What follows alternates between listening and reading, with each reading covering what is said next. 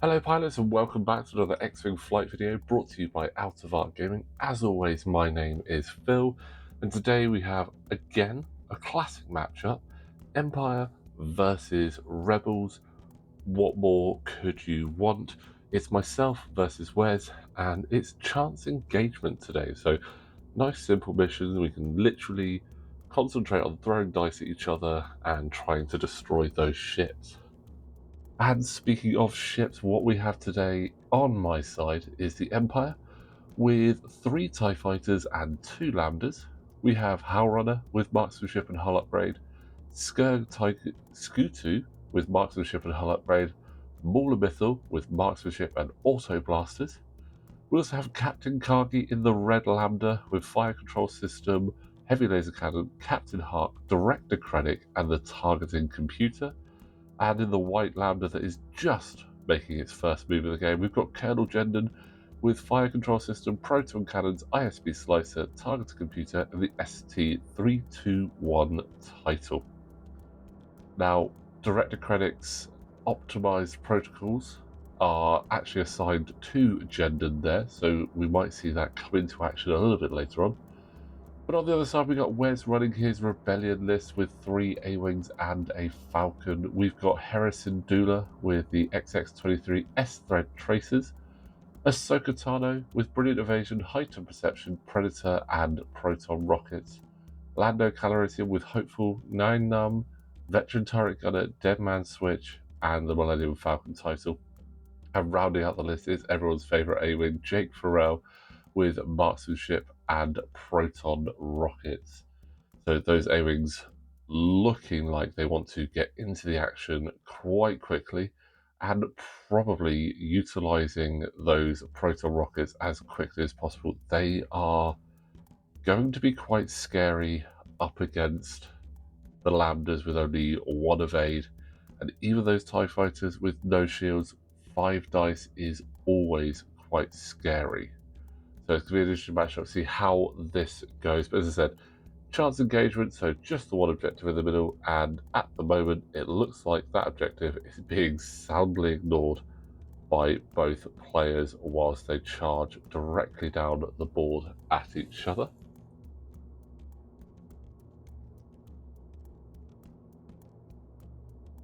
Obviously we've got the outlier up the top there. Captain Kagi is just taking his time at the top of the board there, all on his lonesome. Gonna be a while until he possibly gets to the action, unless Lando decides that he wants to go for the solitary Lambda up the top there.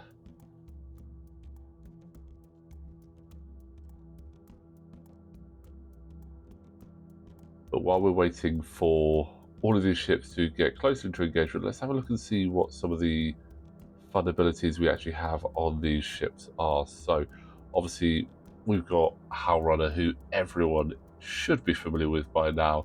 Great swarm technician, giving all friendly ships within range 0 to 1 the ability to re-roll 1 dice when doing a primary attack. That is such a good ability to have in a swarm of TIE fighters. Just essentially a free re-roll without having to have a target lock, fire control system. It's just such a great ability. And at I5 as well, really nice level there. We've got Scourge as well, who again, very offensive ability. While you perform an attack against a defender in your bullseye, roll 1 additional attack die. So a range 1 bullseye from Scourge is going to be 4 dice in the bullseye. And with Marksmanship on there as well, and the reroll from Howlrunner, that could be quite scary. A-Wings have got very good evades, but once they start taking damage, it doesn't take long to take them down.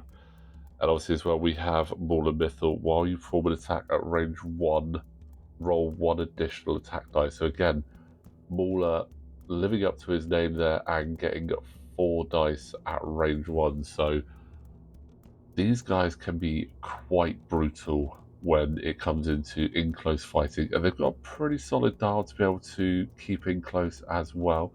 But let's see if we are going to get some turn 1 engagements.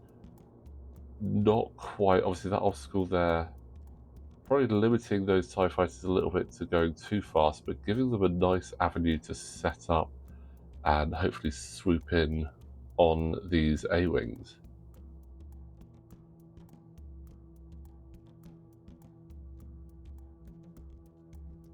I have a large mix of abilities with those A-Wings as well. Hera is the big support here for those A-Wings, so while another friendly ship at range 1 to 2 defends or performs an attack during a modified dice step, you may transfer one of your focus tokens, evade tokens, or locks to that ship. So she is very much going to be carrying as many tokens as possible to really support her team, which is great because if she's already attacked, then and she's got tokens left, they're just free to be passed around, especially with looking at the initiatives of all of these ships as well. All of these TIE fighters are initiative 5, so they're most likely going to, if they've got if I have first player, they're all going to be shooting after Hera, but before Ahsoka, Lando, and Jake. So Hera will know at that point whether it's going to be okay to pass those tokens across. So really solid there, especially for 4 points. Like absolutely, that's quite a good ability at 4 points. Obviously, you only get 4 loadout, so that's why we're only seeing the S threads on there. So again, another way for her to actually help her crew get locks around, which is quite cool.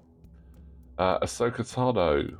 After you fully execute a maneuver, you may choose a friendly ship at range 1 to 2 and spend 2 force. That ship may perform an action even while stressed. So again, more support there.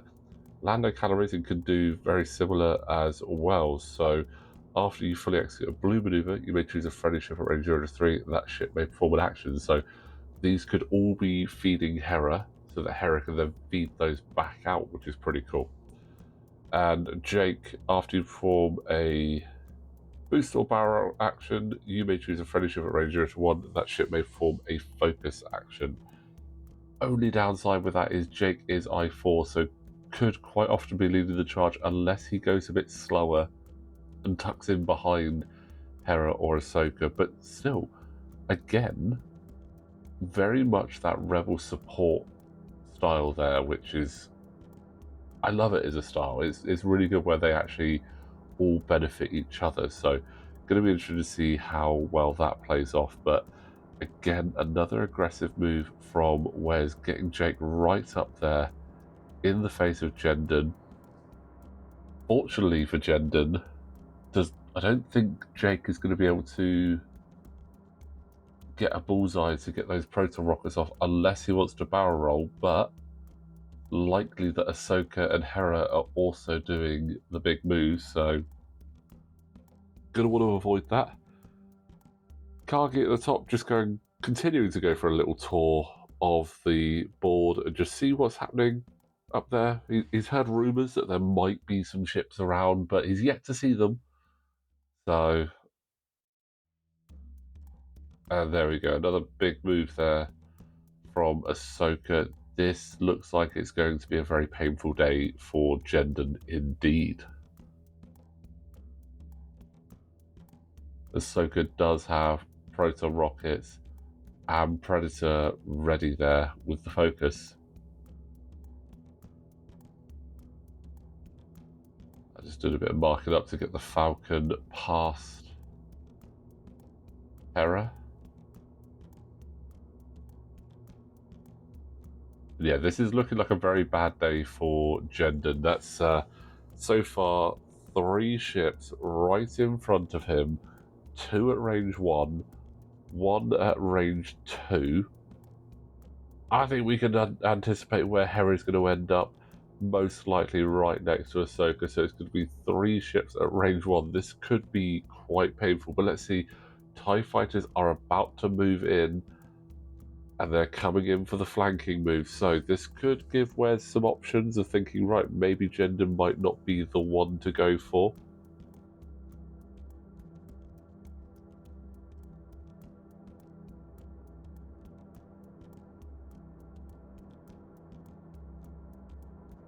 And there we go. That's a lovely position for all of those TIE fighters.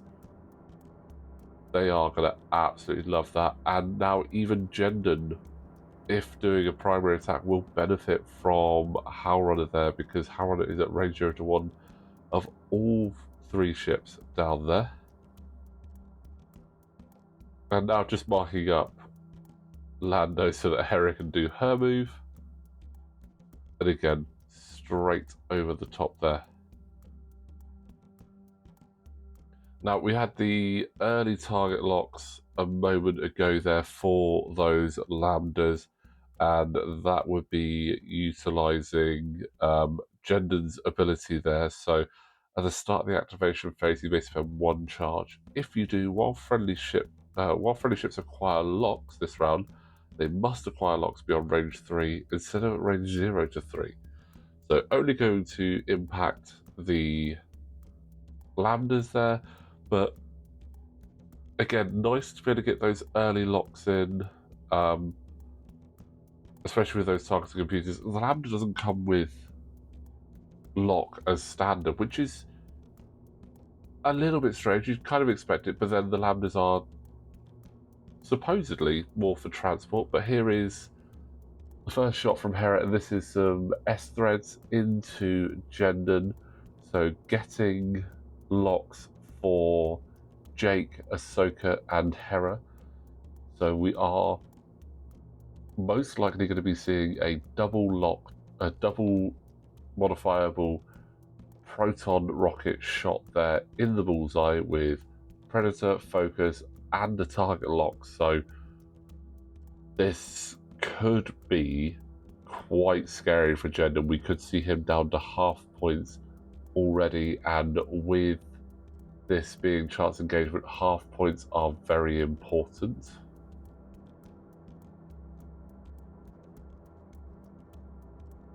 Let's see if it's going to be Lando or Ahsoka going next.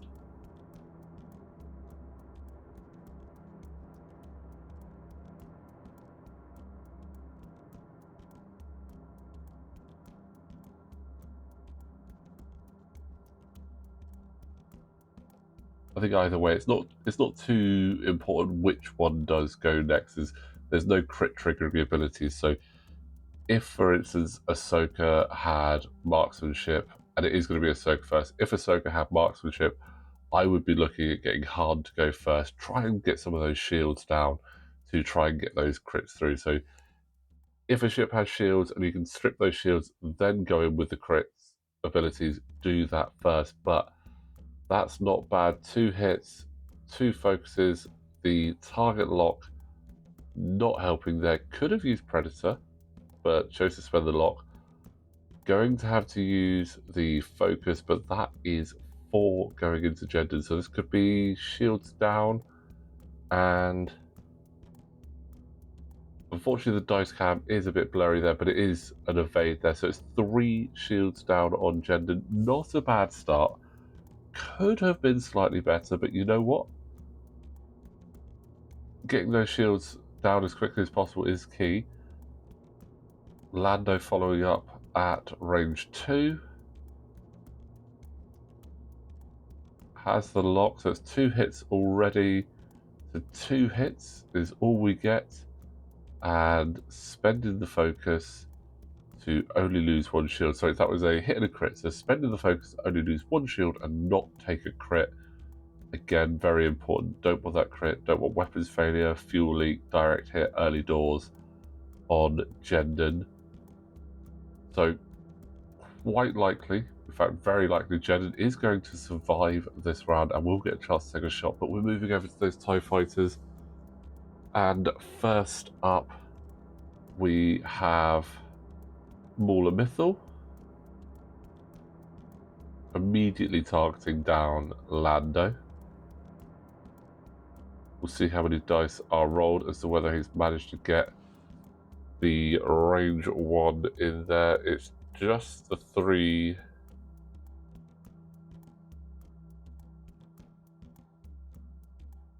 That could in fact be Scourge there, but that is a couple of shields down.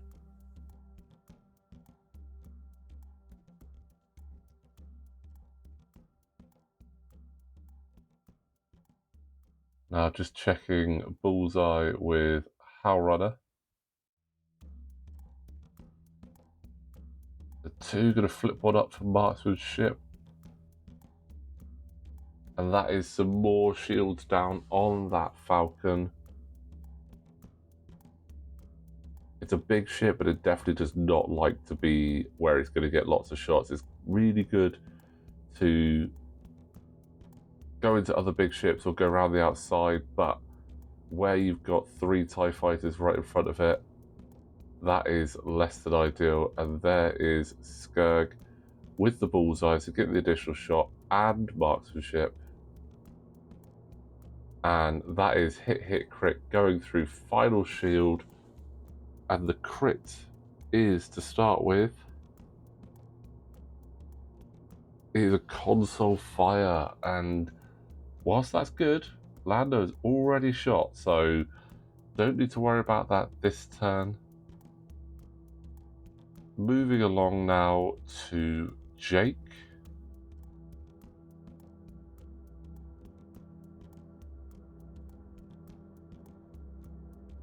We have range 1 into Jendon,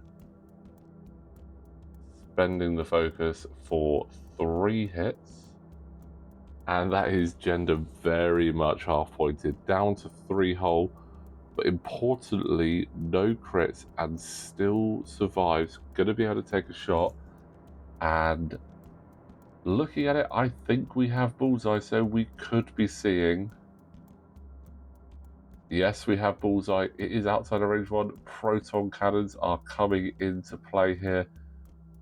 And this is modifiable. We've got the lock on there from the earlier rounds. So there we go. We've got 3 hits and a focus.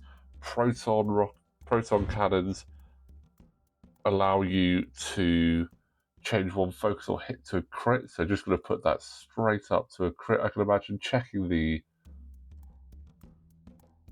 condition card there, but going straight in for damage. So 3 hits and a crit, so it will be another crit going in for definite. And that is all 4 onto Lando. Down to 2 hull, and the crit is actually a direct hit, so Lando is down to 1. And we thought Jendon getting hit hard was bad, but Lando down to 1, so that's half points for both of those ships. So that's 3 points for Lando already, 2 points for Jendon. Only myself at range 2 of the central objective, so I'm scoring 2 points there. So going into turn 2, early lead there, 5 points to 2 in my favour, with a very, very damaged Jendon and a very damaged Lando Calrissian. It will be an absolute miracle if either of these ships survive this round. It'll be just as much of a miracle if we don't see half these ships bumping, because they are in very close formation. And the TIE fighters don't really have many places to go, because there is a gas cloud just behind the Falcon there.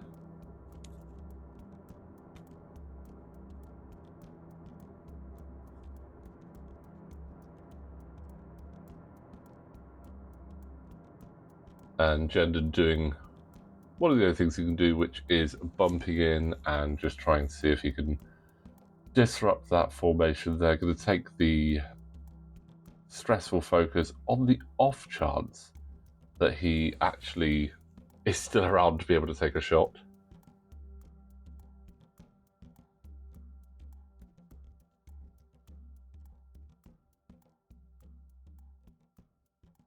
A-Wings utilising their speed, 5k turn right over the top. They have got all the way across the board and are almost in my deployment area, looking like they're about to restart and come back in.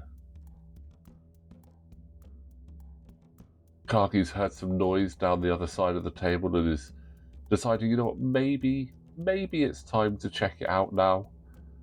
Could use Hark to get a focus after doing a basic red maneuver. You can spend a charge to get a focus, but not really anything around, so no point wasting a Hark charge just yet. But looks like we were attempting a 3-speed maneuver with the TIE fighters, a 3K in fact, and it does not fit. Myself and Wes were having that discussion of where to actually move our I5s, and it was all going to come down to who had first player. And unfortunately, Wes got first player, so it meant that I have careened into the Falcon, and now checking to see if perchance I can fit in the gap there between Hera and Lando. Highly unlikely, but worth having a look just in case.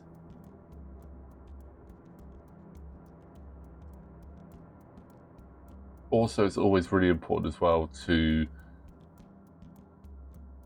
when you've got a lot of ships in close and you're checking for those bumps, it's really important to just definitely go through and check that to see, right, where are your ships going to end up, who is initiating the bump as well, and then making sure that your ships get back in position. And we can see,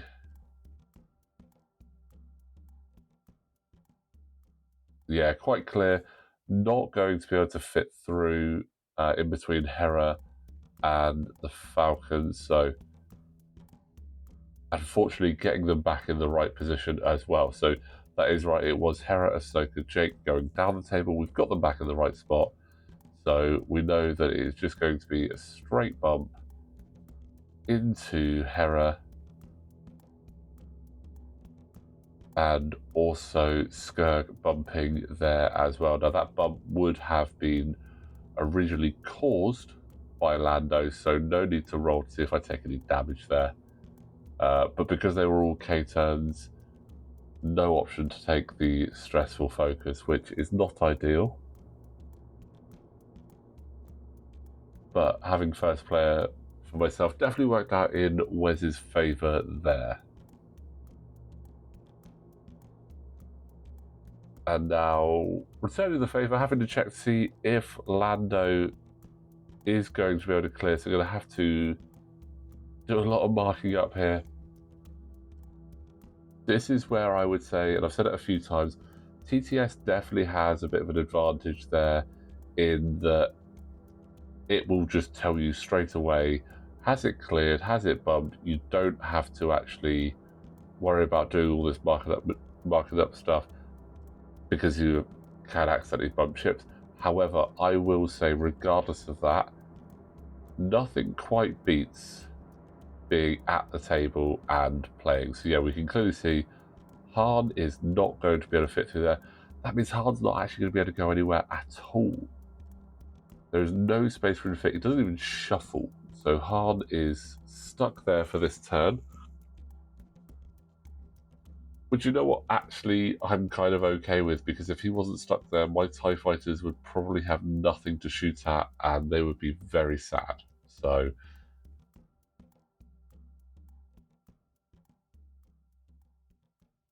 will he take the stressful focus though? As he will have simultaneous fire, because the highest initiative on my side is I5. So even if he does go down, it will be simultaneous fire. And I have a choice. Do I... Obviously, taking down the Falcon is going to be huge. It's another 4 points. It's 7 points in total for taking the Falcon down. But he does have Dead Man Switch, which is going to hit everyone except for Kagi on my side. So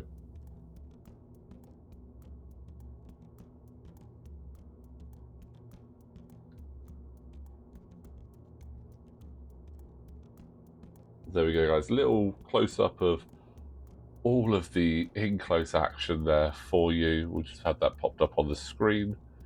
So always nice to get that low-down view. And doing some crazy shenanigans here. So Ahsoka also doing the 5K. Rather than marking up the Lambda, what we've done is we've put a 1 template next to Ahsoka, put the 5 template lined up against that, and another 1 template at the end, so that we can line Ahsoka up, hopefully, where she should end up being, if you can't quite get through to the base, which we have just been able to do there. And again, lining it up as closely as possible. The 5Ks for both Ahsoka and Hera, joining Jake back there, looking to get some lovely shots into the back of Jendon. Fingers crossed he can survive this round, because he does have the forward or rear arc if he chooses to.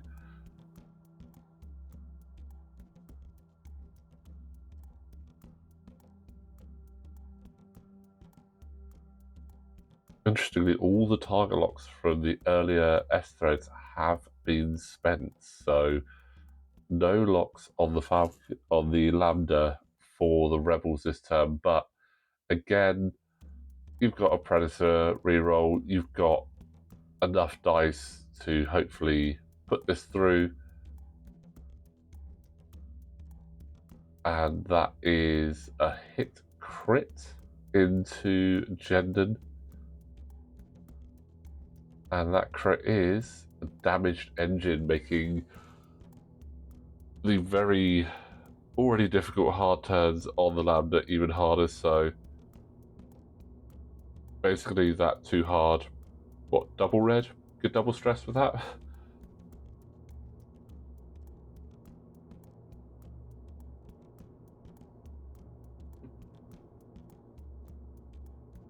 Now time for the TIE Fighters to see what they can do against Lando. And this is going to be Mauler first. Nicely evaded there by Lando. And then moving on to the ones who actually have the ability to modify using Howlrunner's ability. Got 4 dice there. Looks like we are going in with Scourge, who has the range 1, and that is, I mean, Howlrunner not needed there, but yeah, that is Lando Calrissian down. That's another big 4 points for me, but Dead Man Switch is going to trigger, and this is going to throw a lot of damage around. That's going to be 1 on Howlrunner, Scourge, and Mauler. And bye-bye Jendon as well. So Wes is going to be scoring himself an extra 3 points for taking out Jendon with exploding bits of shrapnel from the Falcon. I actually imagine that the dish on the Falcon has just flown off and gone straight into the cockpit of the Lambda and taken it right out there.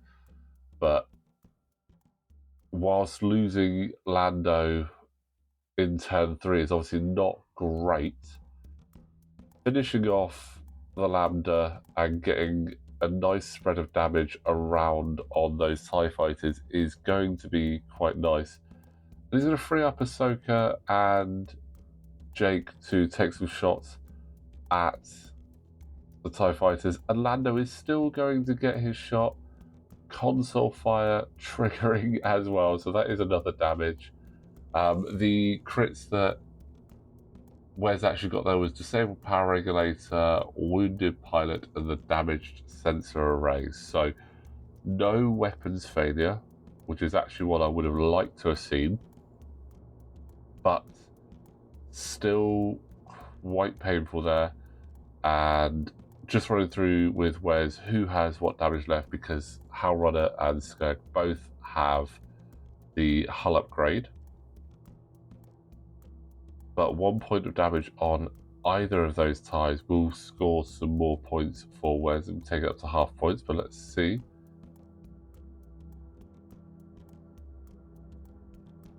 Range 1 bonus, so it is going to be either Howlrunner or Scourge taking the shot.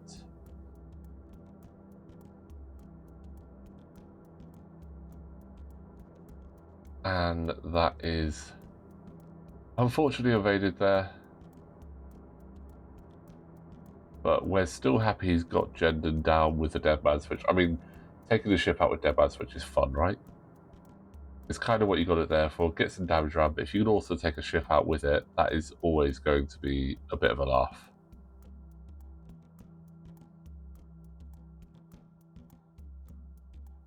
Ahsoka not quite at range 2, so it's range 3 shots.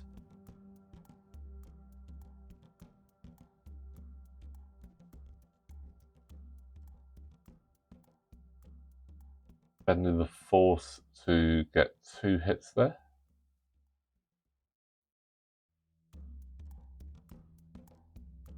And that is 1 more through. That's on Howlrunner, so half points on Howlrunner. So Wes is scoring a good few points here, bringing it back up. So it's 9-7 at the moment with Jake still to shoot. It is range 3. Anticipating going into Howlrunner. Oh, blank out with no mods available. That does hurt quite a lot there. But end of round 3, going to score 2 more points for that central objective. So it is 11-7 in my favour. This is not a bad position though for Wes. He still has 3 fully healthy A-Wings facing in the right direction to head off my TIE fighters, and they have started to take some damage. So this still could go quite well for Wes. But whilst we go through the movements here, just want to remind you guys, if you do like what we're doing here at Artifact Gaming, you can support us on Patreon. The link for that is in the description below, and that gives you access to all the channel updates that we put up there, early pictures and list reviews for Flight Academy, and just discussions about what other things we have coming up in the pipeline. So again, if you like what we're doing and you want to support us further, Patreon is the place to do that.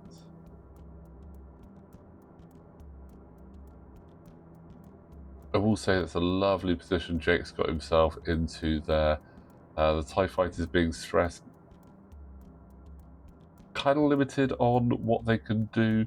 Can only remove the stress with the 2 and 3 straights and the 2 banks. So whilst they've only got 2 reds and a lot of whites, they only have 4 blue maneuvers. So once they start getting stressed, it can be kept hold of, unfortunately, quite easily. And yeah, if I want to keep getting shots on, it's going to be difficult.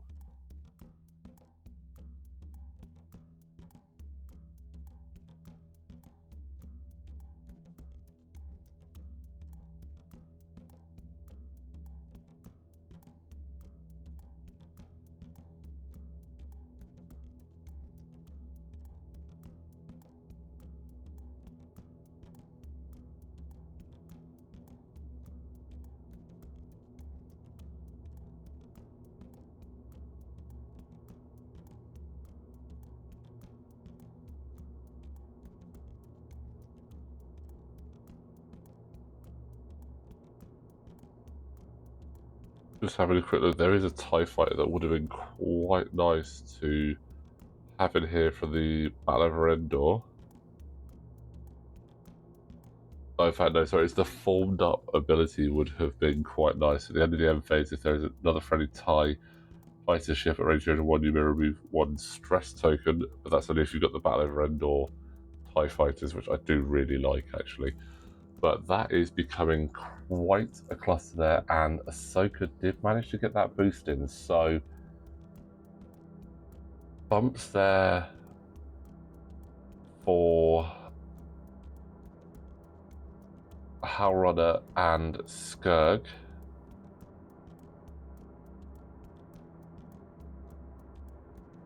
Mauler in not too bad a position there, though. He obviously doesn't have any tokens, but will not have to worry about having to do a range 0 shot there. Although, looking at the angle, quite likely a lot of things will be going straight towards Jake. But 3 of 8 is pretty solid. 2 hold, 2 shield, and a focus there. Could do alright, especially... I mean, no, nothing there to pass from Hera, unfortunately, because she's taken the lock. But if she doesn't need that lock on Scourge,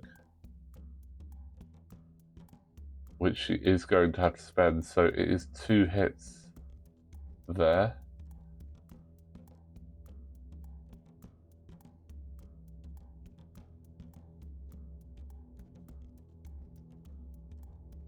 And that is a direct hit as well. So that is actually going to be Scourge down.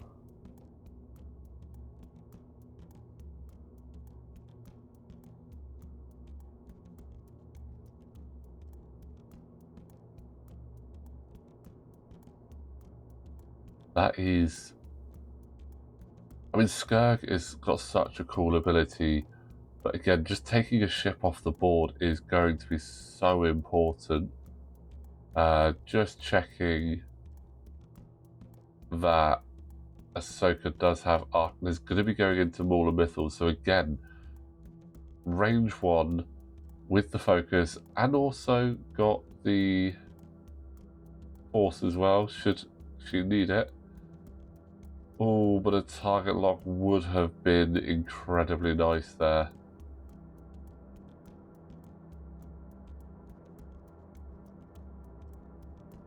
Mauler Mithel is absolutely fine there with those evades.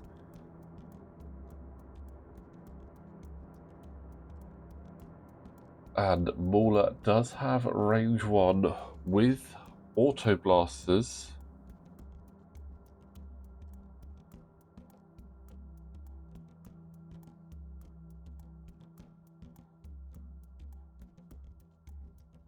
Now, Mauler Mithel with Autoblasters can be quite scary. So if the defender is in your bullseye, roll 1 additional die during the... Obviously, during the neutralizing arc step, if you are not in the defender's forward arc, crit, evade results do not cancel crit results, but it's going to be just the 3. They must not have had the bullseye there. But that is 3 crits, 2 blanks and a focus. Definitely going to have to spend that focus. You do not want to be getting an early crit onto Jake there, but it is half points on Jake. But triple crits without having to use marksmanship either is just crazy.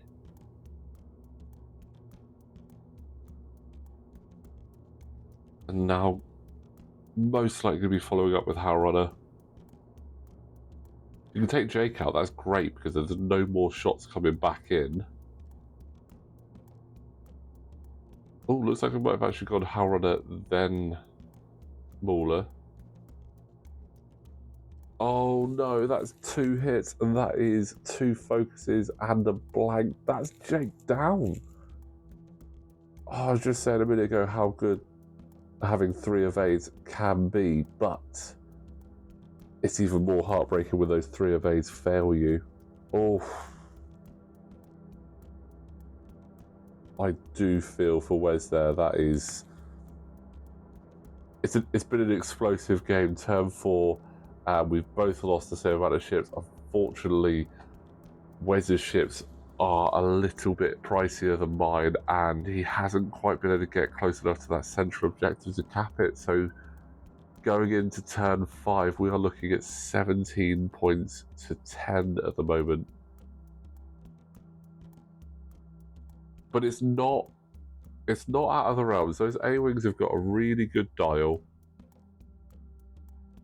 Getting Howlrunner and Mauler Mithel down will score a good amount of points. So you've got 3 points for Mauler, another 2 for Howlrunner. Will take it up to 15 for Wes. And needs to start getting close to that central objective, though. That's where a lot of this is coming down to. The objective points. In the 3 scoring turns, I've scored 6 points on that objective, which you don't normally see on chance engagement. Normally a lot of the action is in the middle, but Ahsoka has come round and put herself into a position to stop me getting 2 points there, which is good.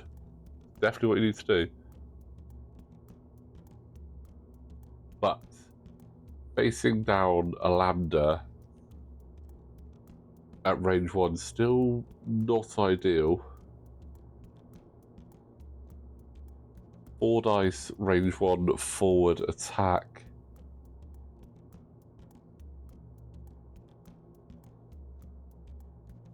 But but it'll be range 1 for both to be 4 dice either way, so damage-wise, Ahsoka is likely to come off better there, potentially wiping all the shields out on to Kagi if she decides to stay there.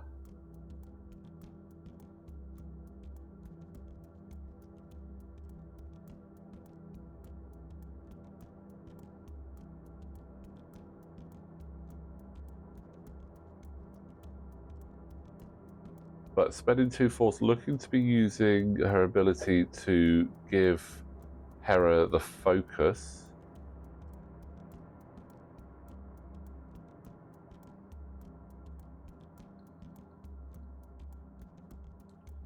Not a bad idea. It's going to free Hera up as well now to be able to do potentially a lock or an evade. And then reposition as well.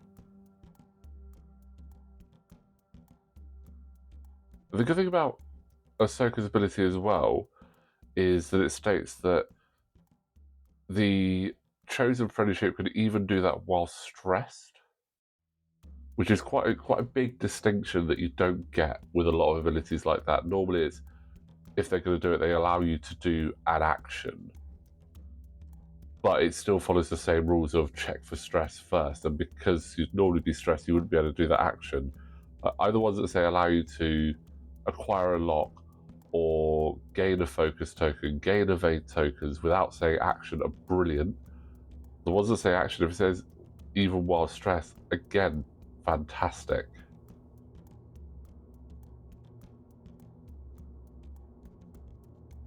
And Howlrunner and Mauler just trying to clear their stress at the moment. As I said, it's only really their 2s, the bank and the straight, as well as the 3 straight that are blue to get rid of stress. So they're definitely having to do that to try and get back into the fight. Now, I'm looking at that and I'm thinking, I don't know if Mauler is going to be able to stay on the board. If you think your ship is going to be flying off the board next turn, in a casual game, you can have a bit of a laugh about it and be like, look at me, I'm such an idiot. But if you're in a tournament game, if your opponent hasn't noticed it, don't say anything, because they might decide to target that ship instead. So they could potentially look to target into the ship that's just going to be going off the board and basically dying next turn anyway. So, but again, this is just another casual night for us down at Entoyment. We're always just looking to have a good laugh, flying ships around, making pew pew noises, throwing dice, and just having a great game. And against Wes, always good fun with him. Like the crew we have down at Entoyment, always a good laugh, always some interesting lists to see. We tend to have good fun as well, which is the main thing. But Hera is taking some pot shots at Howlrunner, and Howlrunner is saying, no thank you, I took a focus for a reason.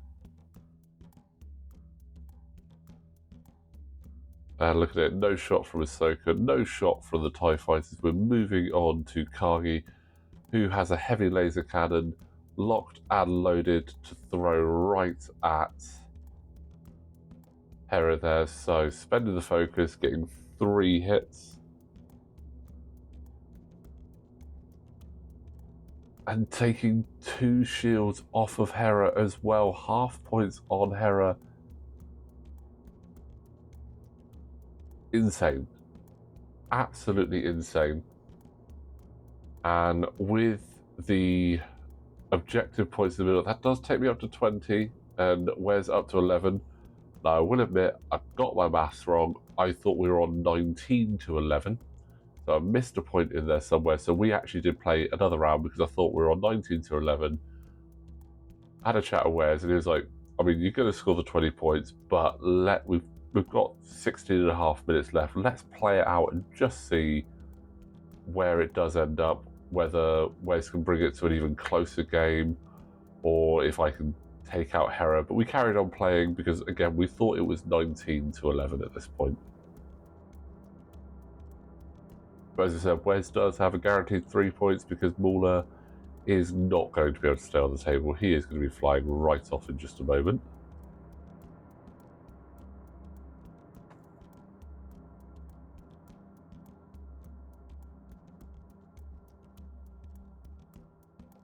But Ahsoka is coming around to try and head off Mauler.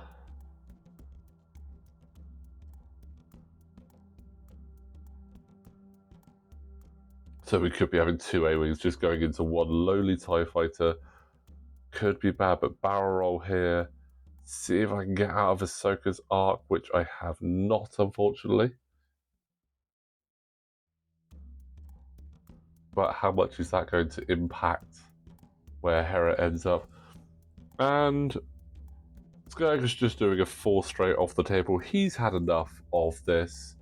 So Mauler, is doing a 4 straight off the table. He's had enough. He doesn't want to go down, but that does give Wes the full 3 points for Mauler Mithel, so up to 14 points, which is a really respectable score. Still could potentially score fairly well here, so could be getting another 2 points if take out Howlrunner, but that is going to be close. Is that a bump? It is a bump, so no. So potential for a focus from Hera, but I'm just looking at the angle. I'm not sure if Howlrunner actually is going to have a shot into Hera, which would have been quite nice to double down on Hera, but we'll have to see in a moment. Hera is going to get the first shot.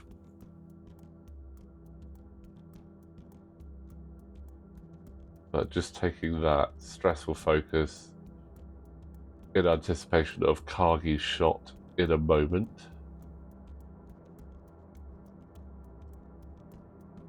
So 2v3 going into Howlrunner.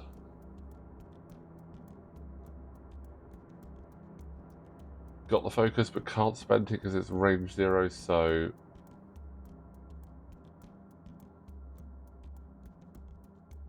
range 2 from Ahsoka. Oh, a blank out right at the end. That is unfortunate. Howlrunner will survive after some very brutal fighting, and no, Hera is not in arc, so no shot there, but going to be going down into Ahsoka, just see if we can get a shield off, and reroll nothing, just a crit. Blank out to take a shield on Ahsoka, or will she be... Oh, she's absolutely fine. Ahsoka is going to remain undamaged for this. Final shot of the game, it is, I believe, a range 3. 2 hits. Could do it. We've seen some bad blank outs. But no, got the focus. Range 2. Hera does survive. And scoring those final points at the end, Hera is out of range 2 of that central objective. So we thought it was 21-14 at the end, but the game does actually end 22-14 in my favour. An absolutely brutal game. 2 ships going down, 2 large base ships going down by turn 3, and there's some absolute pounding on the TIE fighters and Jake in the middle there. But I'll tell you what, that was a really good fun game with Wes, and we had such a good time with it. I hope that you guys actually enjoyed that matchup as well, and we have plenty more action to come, guys. So again, thank you as always for watching. Please don't forget to like this video, subscribe to the channel, and we will see you next time.